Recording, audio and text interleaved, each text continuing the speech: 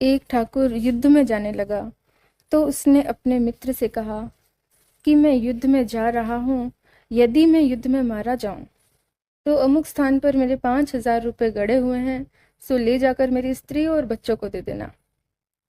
मित्र ने ठाकुर को विश्वास दिलाया कि वह ऐसा ही करेगा। ठाकुर युद्ध में चला गया, लेकिन इस बार उसकी विश्वसनीय घोड़ी ने उसे धोखा दे दिया। रण क्षेत्र में घोड़ी ऐसी अड़ गई कि ठाकुर की लाख चेष्टा करने पर भी वह टस से मस नहीं हुई और ठाकुर युद्ध में मारा गया।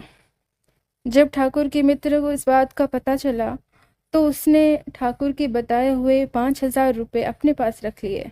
वही ठाकुर अपने मित्र के यहाँ पुत्र बनकर जन्मा। बहुत वर्षों बाद पुत्र का मुंह देखकर वह बहुत प्रसन्न हुआ। लड़का बड़ा हुआ और उसका विवाह कर दिया गया। बहू घर में आ गई, लेकिन विवाह होने के बाद ही लड़का बीमार हो गया। उसके बाप ने उसे बचाने का भरसक प्रयास किया, लेकिन उसकी बीमारी बढ़ती गई और वह मरनासन्न हो गया।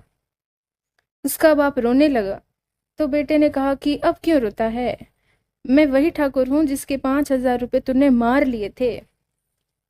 जितने रुपए तूने मेरी बीमारी पर लगा दिए हैं उतने छोड़कर शेष रुपए मेरे बच्चों को भेज दे, अन्यथा फिर अगले जन्म में तुझसे रुपए वसूल करूंगा। तब उसके बाप ने कहा कि मैंने तो तुम्हारे रुपए मारे थे, लेकिन उस बेचारी बहू ने तेरा क्या बिगाड़ा था जो इससे यूं दुख देकर जा रहा है।